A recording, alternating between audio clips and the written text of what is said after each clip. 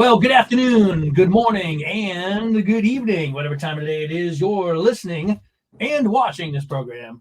Welcome to Philadelphia Eagles Talk with Geoff. Want to welcome in of course, the new audience on YouTube.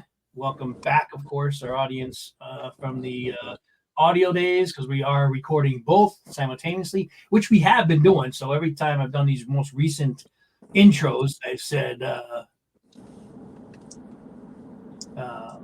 using the word watching. We still have the listeners too, so kind of doing both channels now. All right, anyway, apologize for the delay. Just been super busy. I didn't have time. I actually had to rewatch the game because I didn't watch the whole game on Sunday, which I didn't miss much. But I didn't get a chance to do a post game, so this will not be a post game recap because it's a little misleading. We're just going to recap. Matt and I haven't even talked to each other yet about the game. We exchanged like one text during the game, and it was early on when I just said the Eagles getting their ass kicked. I mean, that was basically it. So I can tell you this. The first play of the game, Matt, were you able to watch the game? I'm not sure if you watched it or listened to it or saw it. Did you watch the whole game? Yeah, I kind of red zoned the first half, and then I came back. I was over at the neighbor's house having fun watching all the football games kick, but then I saw the whole second half. Okay. So the first play of the game. Now, keep in mind, again, we're talking Tampa. We're talking Bulls defense, who, by the way, if it's not clear now, it should be. He owns the Eagles. And he owns Jalen Hurts. He's in Jalen Hurts' head. And I knew that right from the first play of the game. The first play of the game, what did Hurts do? Snap, roll, runs immediately out to the right. Didn't even see, there was no phantom pressure. There was just phantom pressure. There was a perfect pocket. He leaves immediately and goes to the right. I knew at that moment, because it's something I've been criticizing, and those of you who have been listening to me for the last couple of years know this. That's been my number one pet peeve about Jalen Hurts. And the first play of the game against this, runs out of the pocket without any pressure, rolls to the right, and tries to throw a Houdini pass down the sideline to Barkley. Totally incomplete, went about 10 yards out of bounds. And at that, I swear to God, at that moment, I said, this is a loss coming. I didn't know it was going to be as badly as it was, but I knew that that just was just a sign to me that this game was not going to go well for the Eagles. So a lot more to talk about, but I'll throw it over to you just to get your initial thoughts on the game, and then I want to talk about some serious concerns, some deepening, growing concerns that I have about this team. Go ahead. Yeah, well, overall, I don't buy into the excuse that there's no A.J. Brown, there's no Devontae Smith. You were missing Lane Johnson. I have 3 seconds or so that Hurts has time to pass this ball. And, yeah, I saw it even when Brown and Smith were healthy last year, but it affects it in two ways. Hurts, he does not – it's almost like he doesn't trust his own abilities. Like, he just does not throw the ball on time anymore at all, unless the guy is wide open. Unless he's open. Unless he's sitting there waiting for the ball. He doesn't lead receivers. And you have to do that in the NFL to be a good quarterback. Right. So it's not good. Not so he can lead a receiver like Dallas Goedert if he's wide open and it's a broken play. Well, he's 3 yards open there. But if there's a defender that is in close proximity, Hurts doesn't throw the ball when other NFL quarterbacks do. And then when he gives up on plays and just hustles out to the right, it's just bad. That's how we watched 10 games go down the road like last year. Like, it was terrible. So I think, and we said this at the beginning of the season, we said all the tools are there and all the pressure is on Jalen Hurts. And this team will win with Hurts or it'll lose with Hurts.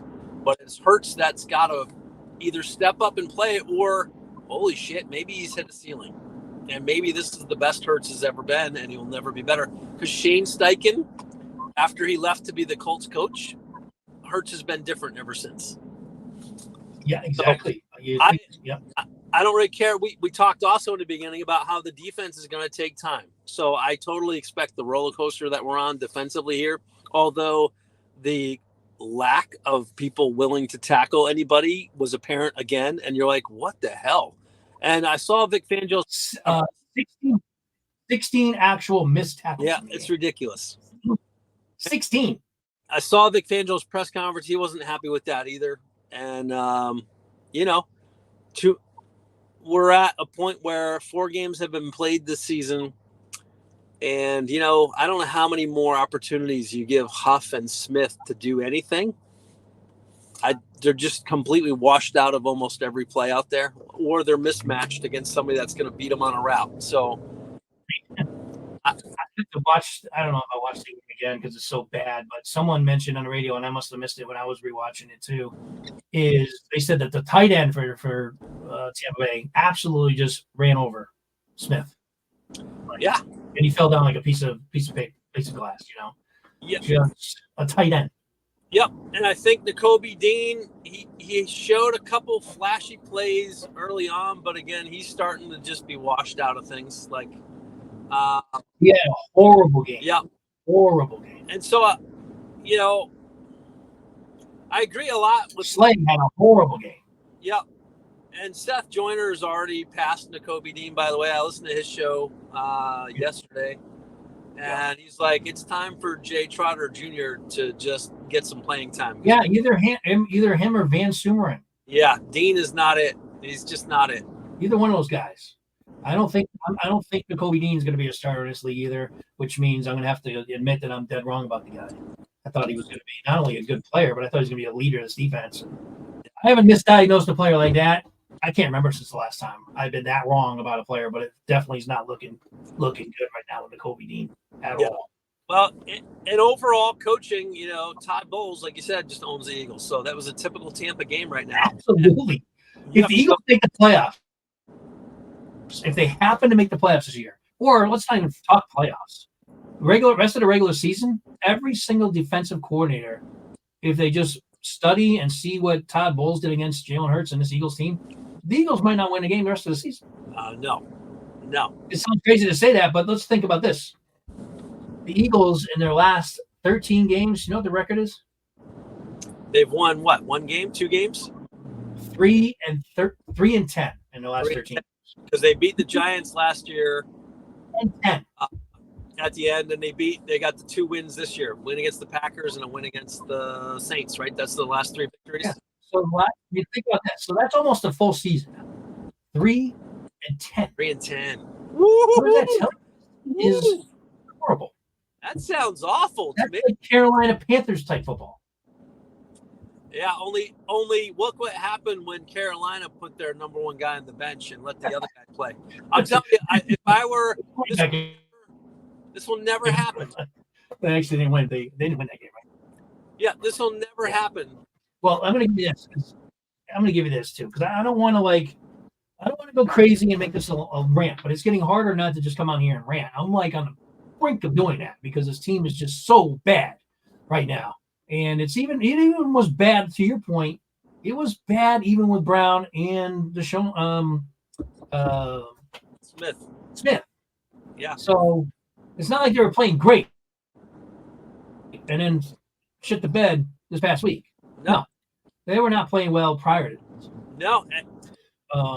If you're Saquon Barkley, you might be wondering, like, man, I thought I was joining a winning team here, and he seems to be the only winning thing about it. He's the only guy with attitude, and he's the only guy that has some playmaking ability. He's been the only consistent player on offense. Yeah, besides Goddard. Yeah, well, yeah, because they just started to throw to Goddard, right? Goddard had a big drop pass too in that team. But overall, Goddard's been good. I'm not trying to. But here's the thing: I'm going to read just for shits and giggles, as I say. I'm going to read you stats of 2 quarterbacks. Okay, and both of them in their last 9 games. One of them is Jalen Hurts. So I'll start with him. Passing touchdowns 8. The other guy in pairing to has got 6. Interceptions, Hurts has 9. The guy I'm comparing to has got 7.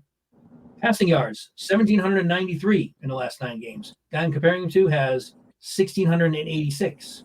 Completion percentage, Hurts has 65.2. This other guy's got 66.8. Total touchdowns in the last 9 games, 13 for Hurts with 13 turnovers. The other guy I'm comparing to has 7 touchdowns and 8 turnovers. I'll take a guess who that other quarterback is that I'm comparing him to. I have a guess. Games. I have a guess. I'm going to say Daniel Jones. Big guess. Swear to God, I did not give Matt any other hints other than what I just told him. You nailed it. That's Daniel Jones' stats compared to Jalen Hurts in the last 9 games. Yeah, there's also, what's funny is if you compare Patrick Mahomes to Jalen Hurts for the first 4 games of this season, those are similar stats. I don't have them in front of me, but those are very similar this season. So, you wouldn't, there's different levels of ability, but I get that, but that guy's won 3 Super Bowls already. Yeah, right, exactly. Mahomes is Mahomes, and everyone knows it. I just don't know why Hurts doesn't throw the ball, though.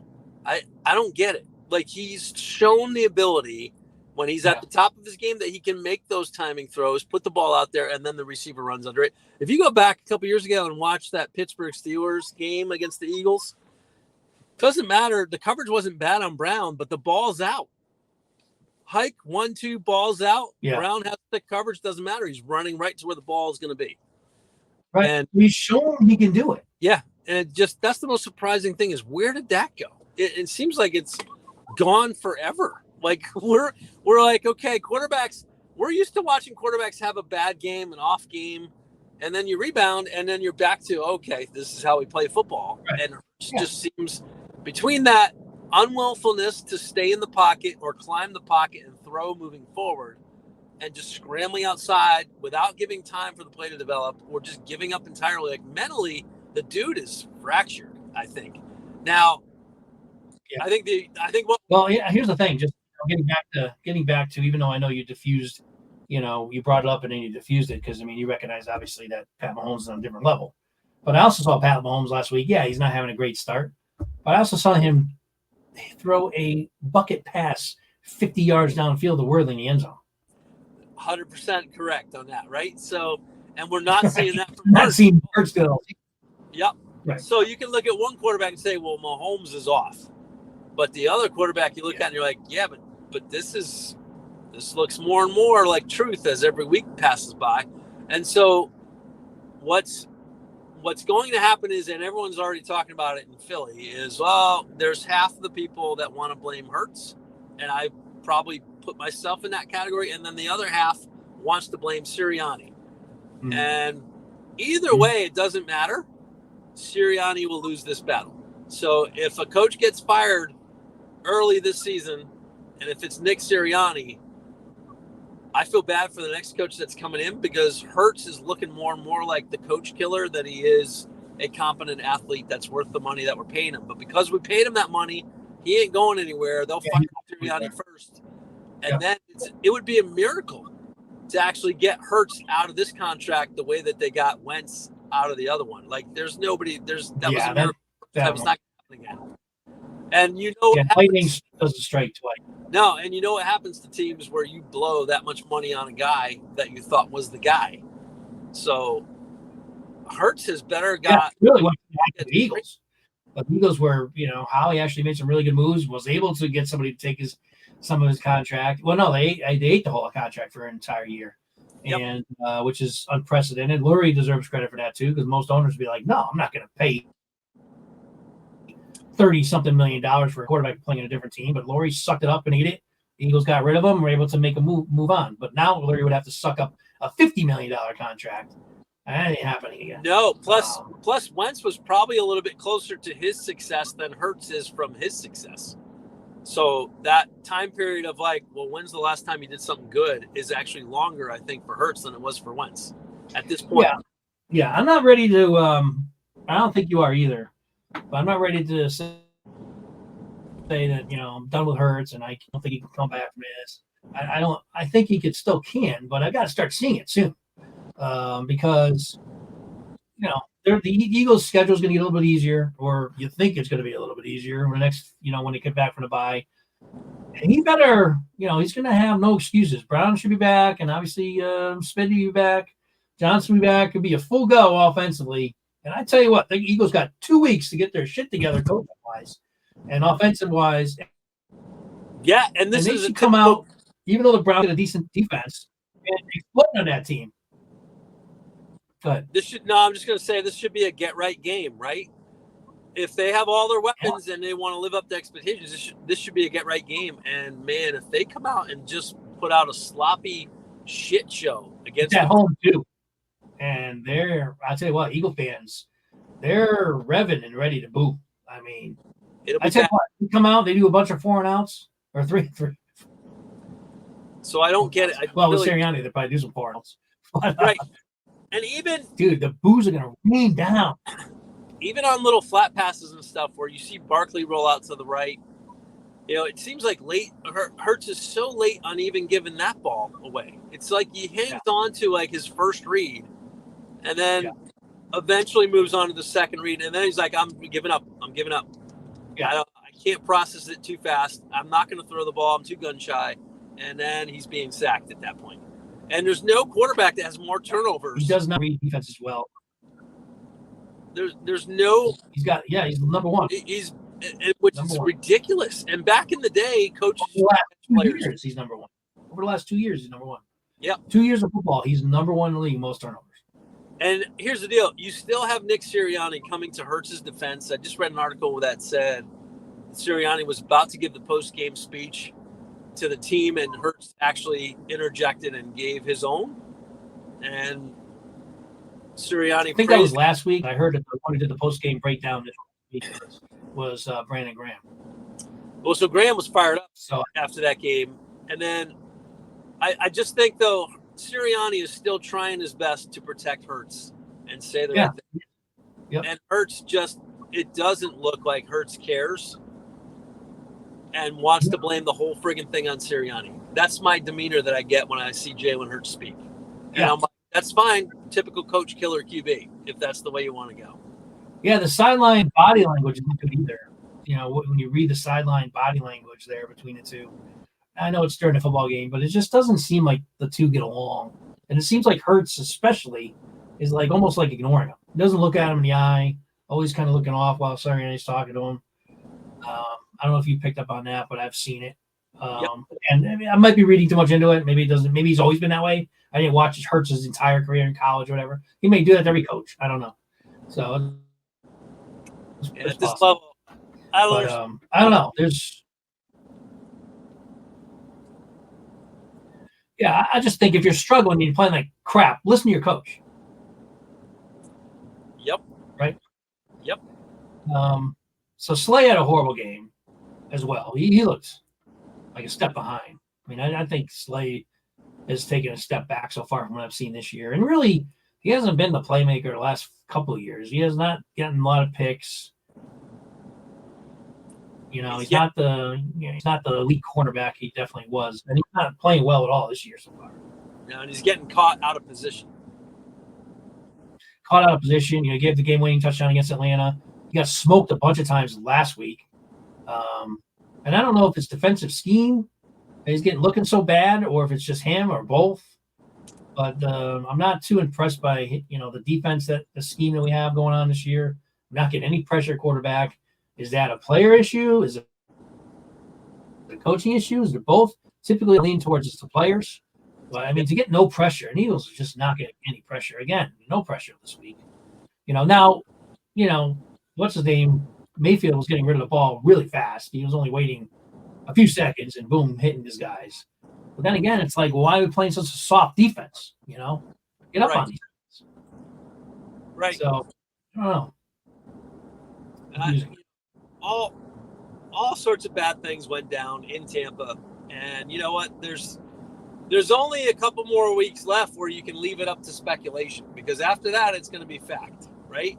We can speculate all we want that the offense isn't fully healthy and the defense isn't quite glued together yet, but in 2 more weeks' time it's going to be the Eagles just suck, or all right, we got our pieces together, we're going to go. So I'm not into making predictions about that, because the truth will reveal itself. But I'd say we're about a 2-week window out from there. Well, we're back to the original point to start the season, which I agree with, and that is the preseason's over. So we got 4 games under our belt. September's gone. Now we'll find out what type of team you have.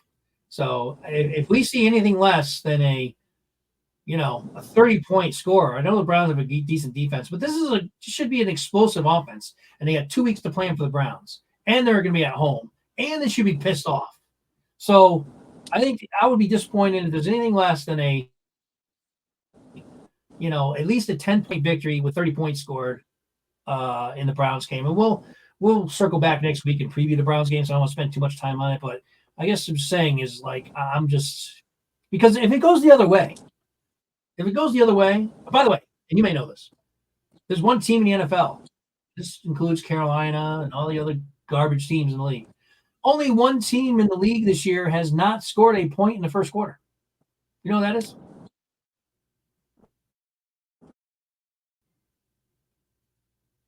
I don't know if we lost you. We kind of cut out there. So if you're trying to answer me, are you back? Nope. There you go.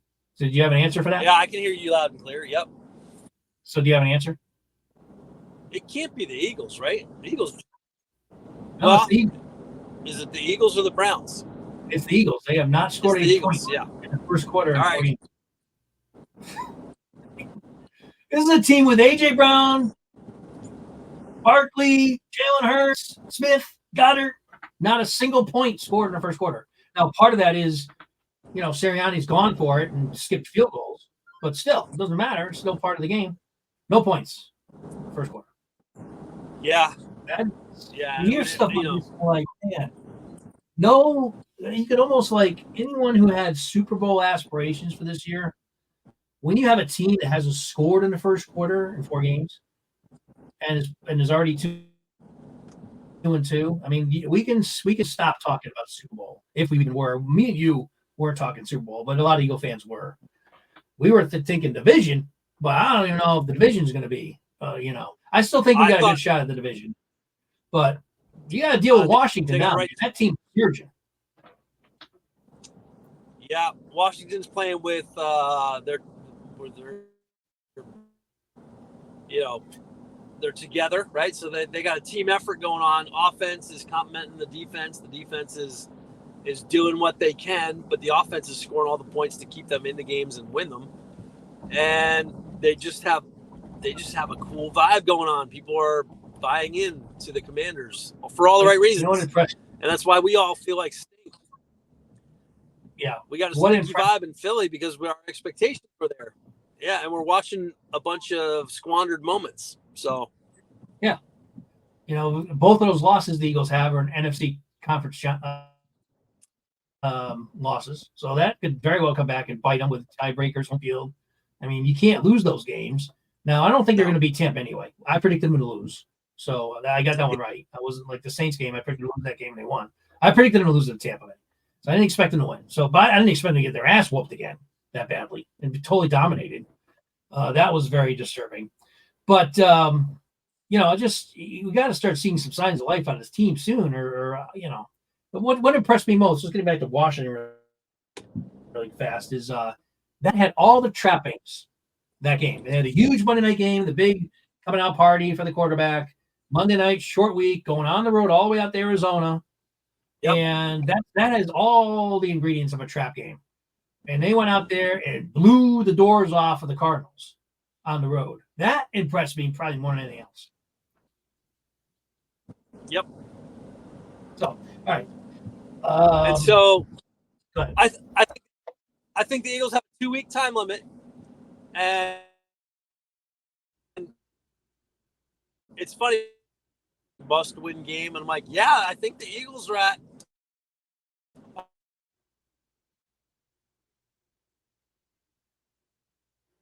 a must-win game out of the bye, and then they need to follow that up with a victory. You're breaking up there. I don't know if you're going through a bad area, but you're really cutting out. Are you going through a rough patch?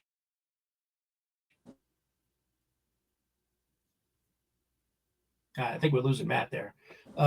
So what we're going to do until we get Matt back is talk about some of the other. Talk about. Oh, there you go. You coming back here now? All right. Yeah. When it rains and it's all cloudy, I don't have a good signal, but we'll see how this goes. All right, I may cut out completely, but for the last 2 minutes, it was cutting out that. Okay. So injury-wise, we should get our guys back. We should be healthy. The other thing is, and this is probably more exciting than anything else right now, is that Sidney Brown is due to come back when we get back from the bye, so he should be activated, as well as somebody else I'm trying to think of. Well, the other guys that we've been talking about. The other thing that we've been hearing now, rumor-wise, within the circles of the people that are closer to the team, is that it's very possible that Cooper DeJean might be taking over for Avonte Maddox at the slot position pretty soon. So that'll be interesting to get him back, get him to the game, see what he can do. Because Maddox is not playing well either. No, Maddox is older. He's always been injured, and he's a great sub to pull off the bench. But you drafted Cooper high; he better be playing. So I'm all for that, 100% for that move. Yeah, I'm thinking it's time for Cooper to. He probably can't wait to actually play a position rather than return punts and have his own guys, running into him and pushed into him. It happened twice during the game. I mean, there was a comedy of errors at some point too in this game versus the Buccaneers. I don't know if you saw the two plays with the one fumble and Did you see Isaiah Rodgers first NFL punt, and you have the Eagle guy throwing his guy, trying to draw a penalty by pushing the guy into him. I'm like, dude, what are you doing? First of all, that's not a penalty. Did you see Isaiah Rodgers? Yeah. What's that? If you saw Isaiah Rodgers' interview on that, his excuse was like terrible. Like, you don't even know football, dude. Like, I don't get what you're saying. It was awful. Yeah, he thought that he could push a guy into it and draw a flag. Yeah. Not if you push him. I'm like, the push draws the flag, dumbass. Like, what the fuck? I mean, learn the game. Now, he did redeem himself later because he had that really nice block field goal or punt, whatever it was. Yep. I think it was field goal. Yep. Well, that was the best point. Play of the game. Point he blocked. Right? So that was the best play of the game. A 2-point. Yeah, it was. Well, besides Barkley's run, Barkley had that 60-yard run. That was a good play. He did. Too bad he couldn't have scored. Yeah, and they gave him the ball one more time in the game after that carry. That's when I put my fingers at Sirianni. Like, what the hell are you doing? He deserves blame for that. If he's the one that's calling those plays, like, I think the media is asking him all the right questions. Like, are you really calling these plays or are you not? Like, what? Or are you just taking the heat off Colin Moore? I'm like, there needs to be some truth to this. And I'm like, why aren't we running the goddamn ball? Like, run the ball.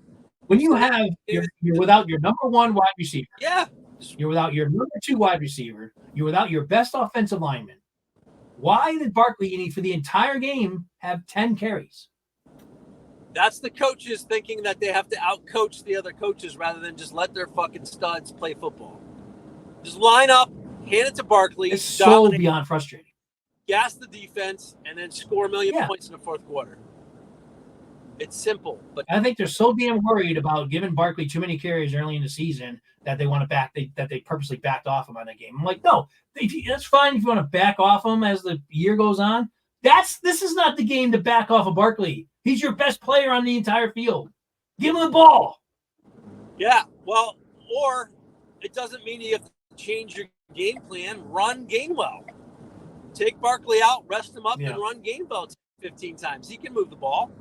Just run the ball, though, and establish that dominant identity, and then pass when you need to. This team should be undefeated if they followed that plan.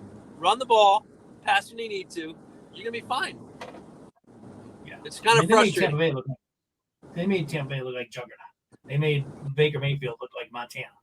I mean, Baker's good for Baker. He's really resurrected his career. I'm glad for that. It seems like he's he deserves it. He deserves the accolades. But he looked unbelievable in that game. He's not that good. The Eagles defense made him look that good. And the other thing is, I have to take my shot at McNabb haters when I can. All right. So any of you out there that love to bash McNabb, okay, you just saw Jalen Hurts this past weekend play with basically the equivalent of what McNabb had most of his prime. Yeah. As far as wide receivers and offensive weapons. And look how horrible Hurts looked. Good Meanwhile, McNabb brought us to NFC Championships. 4 straight years with those crappy weapons on offense. So take your McNabb hate, exit stage left. Is that left? Is it right? But it's just again, it's just another example of just these people who don't give McNabb credit. But No. look, I mean, and he wasn't handing the ball off to Barkley either. Yeah, Westbrook though, so I'm not going to knock Westbrook. Westbrook was great. No. Anyway, didn't want to get sidetracked. So I'm not going to let this podcast go on for too long. What are we at? We're at the half hour mark. Anything else you wanted to cover about the game, about the bye week? Anything else going on? No, that's about it. I think they got a 2-week time period before shit's really going to hit the fan. And I'm tired of all the excuses. Like I said, we gave the defense benefit of the doubt, but we're going to be in that time frame now over the next 2 weeks. We're like, okay, it's either not working or you need to start changing things up. I'm tired of hearing zero productivity from Huff and Smith. Going to be great to see Sidney Brown back. The offense was supposed to be carrying this team, and they look like my favorite quote from Days of Thunder, which I won't say on the air. I've already cursed a couple times, but go look up Randy Quaid quotes from Days of Thunder. You can say it. And that's what they look like. So fix that, please, for the love. They're blanking the football, in other words. They're blanking the football. Blanking, you look like a certain animal blanking a football. Blanking football. Yeah. Before Philadelphia burns itself down, win some goddamn games over the next 2 weeks, please. With some consistent offense. Matt, you know exactly what I'm talking about. And we were actually thinking about going to this game, but we're not able to be there. But it's going to be on your birthday, too. So, God, they better freaking win. I hate to have a damper on your birthday. But if they come out against the Browns and throw another shitter on the field at home, this fan base, I think that they are going to let them freaking have it. And they should. So. Deservedly so. Yeah. Yep. No, let's hope that they actually get their shit together this week. You get the guys back and healthy. And I want to see a substantial win against the Browns. Browns are a decent team. Defensively, they have a good defense. We know that. Offensively, they got some issues there. But Chubb's coming. Chubb might, I don't think he's going to be back this week, but Chubb's just got his, he's back. Or at least he's back practicing. I don't know if he's going to. He's got the practice window open, but I'm not sure he'll be. Yeah, I don't think he's not going to play against Eagles. I doubt it. Yeah, maybe in a couple weeks. I guess it's possible, but he's not going to be a starter if they bring him in here and make it a couple carries or two. But you don't have to worry about Chubb so much. But offensively, they're not that great. Deshaun Watson's struggling mightily. They got weapons though. Cooper's a good wide receiver, and the way this defensive secondary's been playing. By the way, major props. Another guy I don't want to miss talking about. Well, Mitchell has looked pretty good. He continues to look pretty good out there for a rookie. Yep. Yeah, he does. He made a really good play. He was the only one that defended Evans on a touch. That would have been a touchdown reception that I saw. Yeah, and that's why I'm hoping Vic Fangio is just thinking, you guys got 2 weeks. Slay, if you keep getting smoked by dudes, we'll move Quinn Mitchell over and we'll throw Ely Ricks in there and let the young guys play Mitchell. Yep. Play Mitchell and the guy that blocked the punt. Blocked the extra point. Reynolds, what's his name? Well, Ely Ricks got the fumble, but Isaiah Rodgers. Oh, Rodgers, yeah. Yep. Play Rodgers and Mitchell. Or play the Georgia guy and Mitchell. Well, you'll solve one problem. You solve one problem by starting Rodgers at quarterback. He won't be pushing guys into the punt returner anymore. So that fixes a problem. I mean, what the hell is that? Who's the guy I'm thinking of? Who's the one that ran back the 2 points? Ricks. Wasn't it? Oh, no. Keely Ringo. Ringo. Yeah, Ringo. Right. So play either Ringo opposite of Mitchell or someone else. But Slay's got to figure things out too, man. Yeah. And I don't know if you heard, and by the way, the other guy's played some terrible ball, and then his 2 big physical plays is Gardner Johnson. He was smoked that whole game too. Yep.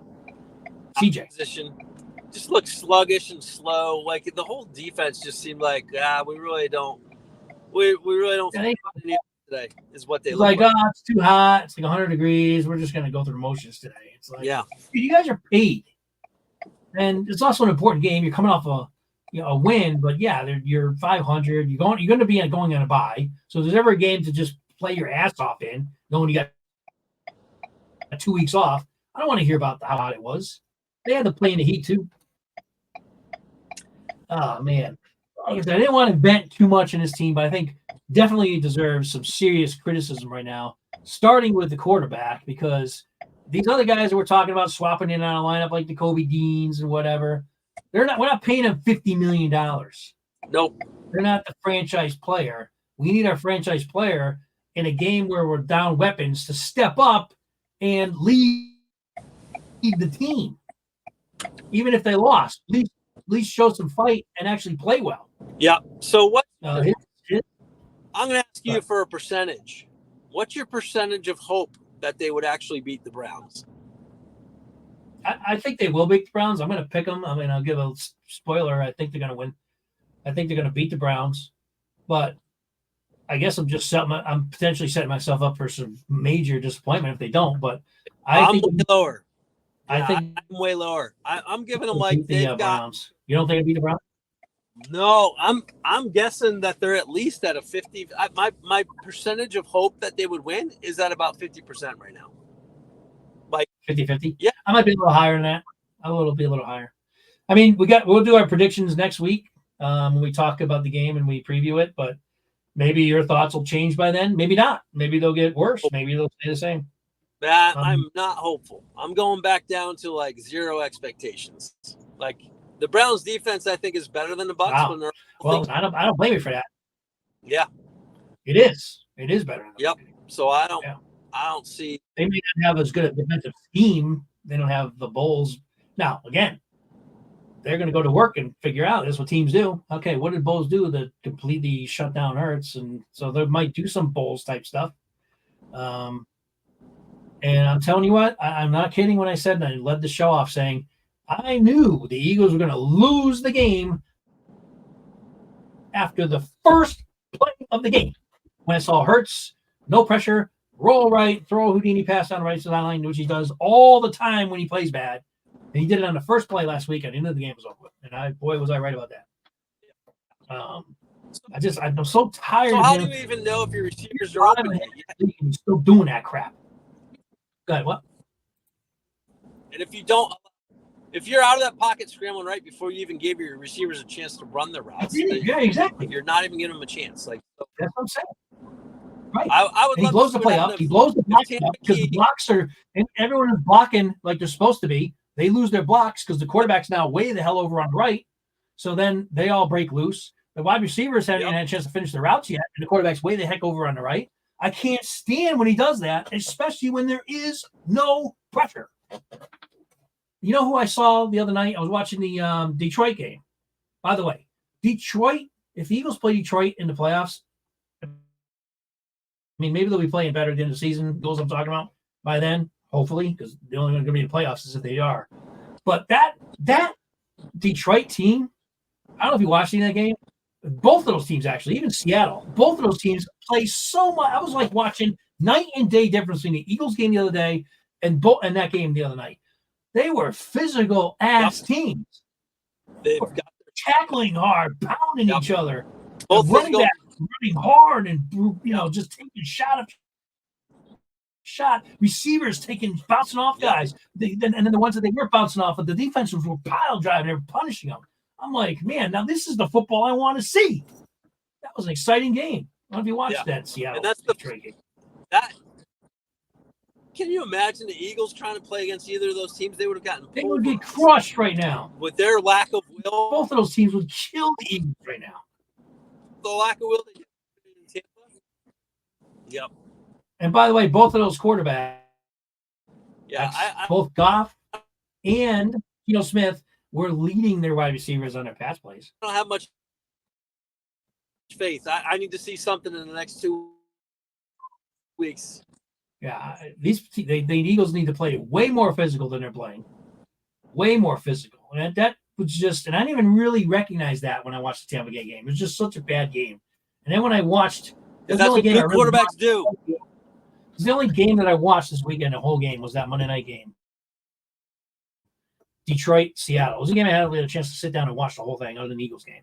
And it was like night and day difference. Two physical teams playing hard, going for the extra yard. They went on offense, driving people back, punishing them on defense. I'm like, man, it was such a difference. And it really hit me watching that game, just how bad this Eagles team is right now. So, looks like you're cutting out again.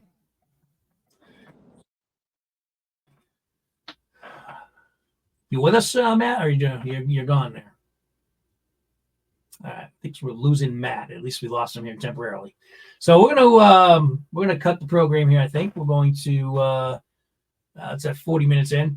Thank you again for watching. We'll have it's a bye, so we're gonna have a couple of different episodes between now and the next game, maybe 3. We'll see. Might just be me. I'm planning to have Matt back on next week to do the preview of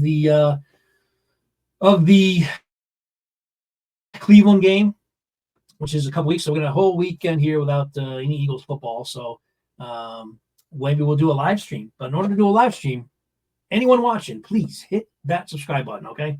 Even if you think this show's, hit it, please. Do us a favor.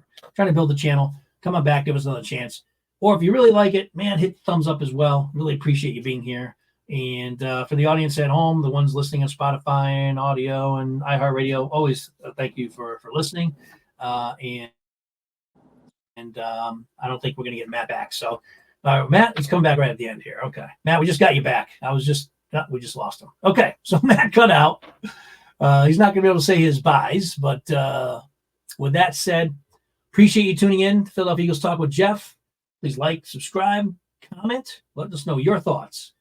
Did you like what we said? Would you like our feedback? You got some other things you want to comment? You disagree with us? Let us know, okay? And until next time, fly, Eagles, fly. Keep our heads up, right?